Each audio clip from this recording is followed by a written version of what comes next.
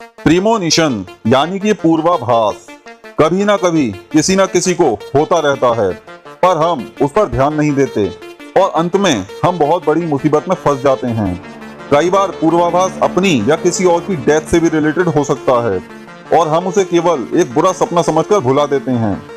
कई बार प्रीमोनिशन अपने अच्छे के लिए होता है तो कई बार बुरे के लिए भी, पर कैसे और क्यों और क्या है ये पूर्वाभास?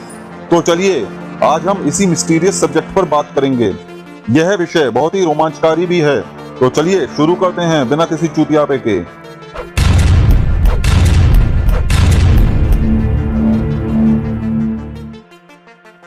पूर्वाभास होने के लिए सबसे पहले आपका दिमाग एकदम शांत और एक ही जगह पर केंद्रित होना चाहिए। हमारा मन खुद ही कभी कभी एक विचार या एक जगह पर केंद्रित हो जाता है, जिसे हम एक जगह नजर का ठहरना बोलते हैं, जिसे हम ध्यान की भाषा में अर्ध समाधि भी कह सकते हैं। अब इस विषय पर बाद में बात करेंगे, पहले तो दूसरी बात समझ लेते हैं, वरना ये सारा खेल समझ में नहीं आएगा।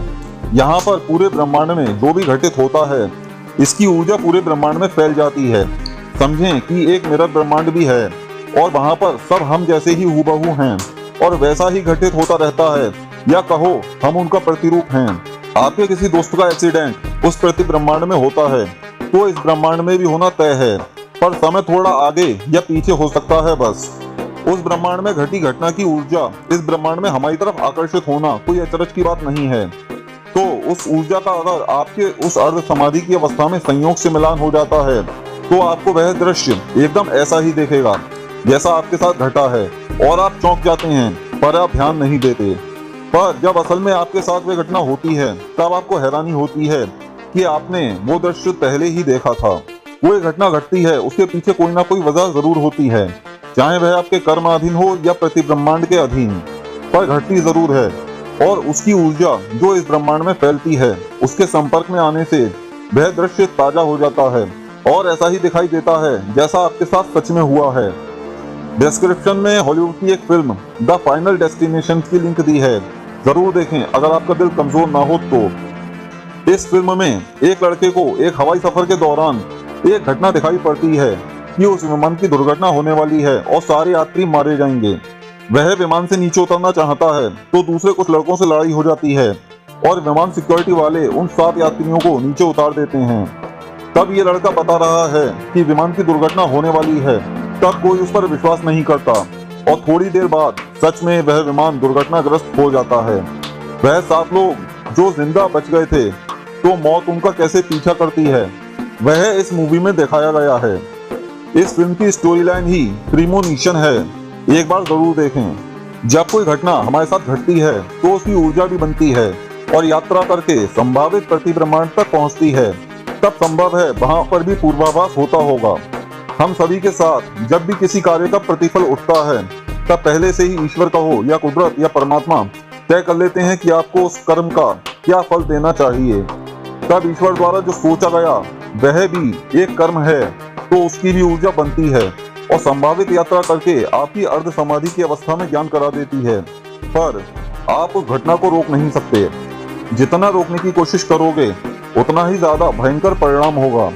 यह परमात्मा का फल है उस कर्म का जो आपने कभी किया होगा। अब बात करते हैं कैसे दिखता है पूर्वाभास। कभी कभी पूर्वाभास आपको स्पष्ट रूप से भी दिखाई पड़ता है और कभी कभी तो कुछ संकेत से दिखाई पड़ता है। जैसे मान लीजिए आपके किसी जानने वाले का एक्सीडेंट होने वाला है, जिस जगह पर वहां पर एक माइलस्टोन है, कुछ कबूतर उड़ रहे हैं और गलती से मोटरसाइकिल सवार उस व्यक्ति के रास्ते में आ जाते हैं और संतुलन खोने से एक्सीडेंट हो जाता है।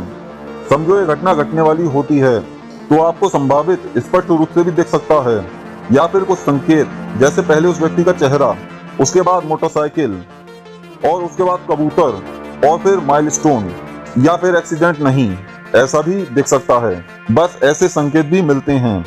यह आपकी अर्ध समाधि कितनी गहरी है इस बात पर निर्भर करता है। ये तो एक एग्जाम्पल के तौर पर समझाया गया है, इसे सीरियस ना लें और भगवान करे ऐसा किसी के साथ ना हो। अब दूसरे कारण के बारे में भी जान लेते हैं। दूसरा कारण है भविष्य में जाना।